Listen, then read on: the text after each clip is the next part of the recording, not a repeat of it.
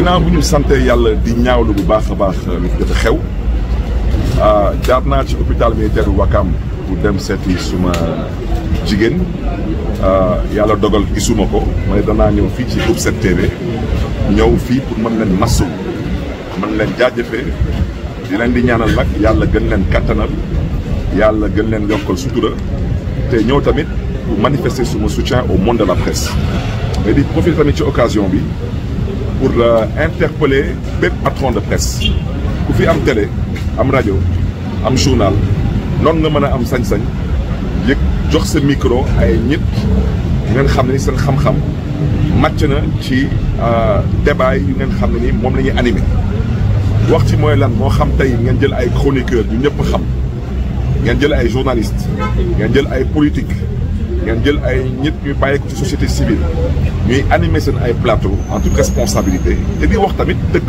amul problème mais ngeen di dem di jëli ji ay nit maa ngi jéglu ci kàddu yi parce que su ma yaram lu may yëg ndax Maimouna Ndour Faye dafa doon moom lu diis ci man parce que am na yenn jëfin yi bu ko def ngay woote yow mi jullit nga wala ngay woote yow mi catholique nga ala kulli aal yoo xam ban diine nga bokk wala wante yow da nga xaraam te ku xaraam yaa xam ban xeetu doom xam ngeen fu may waxee ma bëgg a wax ci leer maintenant nag bu ci des mooy président Macky Sall moom la ñuy waxal am na sañ-sañ diin am na sañ-sañ di ruube ci suuf moom fu ko neexee wante président Macky Sall nogul am sañ-sañ di jël ay samba boy ngeen xam ne ni ñoo doon dem di songi ay kër kilifa ne dañuy taal seen kër yi dañuy taal seen oto yi wala dem jëli ji ay nit ñi ngeen xam ne dañuy yor cocktail molotov sànni ko ci ay bus rey fa ay doomu Sénégal ñu ne dañ leen di génnee ndax lan parce que soi-disant dañuy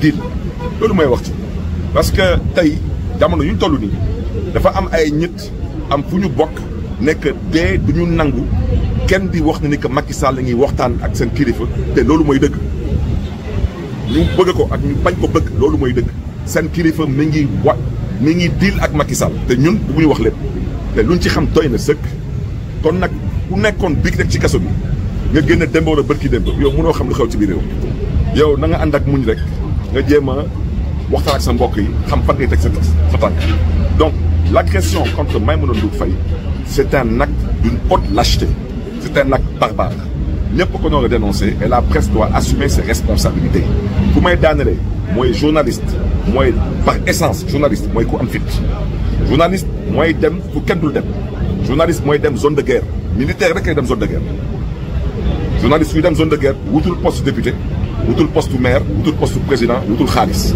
liggéeyam lay liggéey kon nag journaliste bu dem ba am sañ-sañ dem zone de guerre noonu nga mën a am sañ-sañ taxaw te wax dëgg te yàlla tax bu ko deful nag naa fex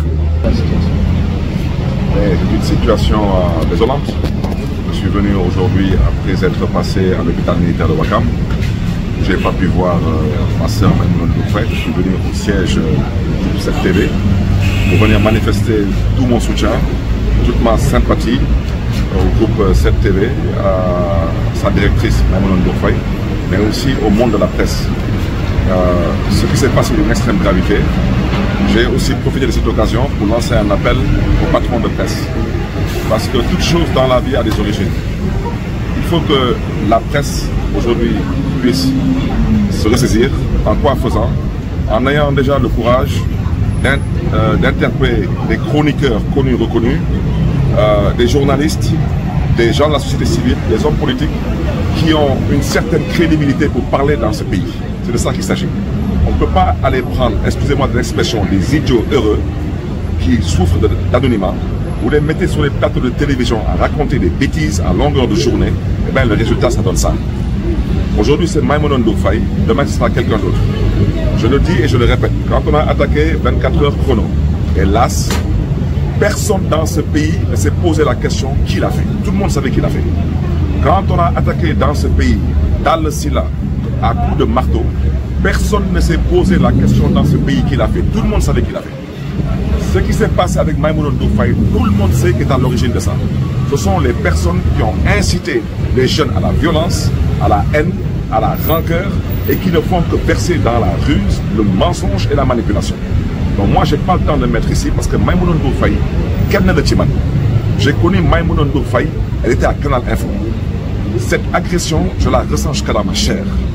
C'est la raison pour laquelle j'interpelle encore le président Macky Sall. Au nom de son deal politique, je lui demande de faire preuve de tenue et de retenue. Il est en train d'ouvrir les portes de la prison à des gens qui n'ont rien à faire dehors. Ceux qui ont été arrêtés pour des délits d'opinion doivent être libérés. Ceux qui ont été arrêtés pour avoir participé à des manifestations politiques, même interdites, doivent être libérés. Mais ceux qui sont permis d'attaquer des bus Tata, jeter des cocktails Molotov, de brûler des Sénégalais vifs, ces gens doivent pourrir en prison. Ceux qui sont permis de poser des actes, aller attaquer des maisons, brûler des voitures de responsables politiques, ces gens ne doivent pas sortir de prison. Maintenant, si Macky Sall veut, il n'y a pas de souci, il peut les libérer. Mais qu'ils se le tiennent pour dit. Dans les rues de ce pays-là, il n'y a pas de poltron. Et il faut qu'on se dise des vérités. Ou bien dans ce pays-là, tout le monde aura la paix, ou bien personne n'aura la paix. Il n'est pas question qu'un groupe de personnes ait la paix et qu'un autre groupe de personnes n'ait pas la paix. Et moi, je parle, je sais de quoi je parle. Donc maintenant, le président Macky Sall, parce qu'aujourd'hui, on veut nous faire croire que les gens sont sortis de prison comme ça parce que le Père Noël était de passage. Les gens sont sortis de prison. La vérité, c'est que le président Macky Sall est en train de dealer avec un leader politique qu'il a incarcéré. C'est ça la vérité. Il n'y a pas une autre vérité. Et aujourd'hui, il y a des gens qui refusent d'entendre que leur patron est en train de dealer. Il est en train de dealer. Comme hier, on nous a dit qu'on était des traîtres, on était Judas, parce qu'on a accepté d'aller à un dialogue où on les avait informés en amont. On est parti à ce dialogue en plein jour et on a indiqué les raisons pour lesquelles on partait à ce dialogue. On n'est jamais parti à ce dialogue pour proroger le mandat de Macky Sall. On n'est jamais parti à ce dialogue pour que Macky Sall puisse reporter les élections, entre autres. Et on n'a jamais été dans une situation, même en prison, on n'a jamais une minute pensé discuter ou dialoguer avec Macky Sall pour qu'il puisse rallonger son mandat ou reporter les élections pour que nous, on puisse éventuellement participer à un scrutin.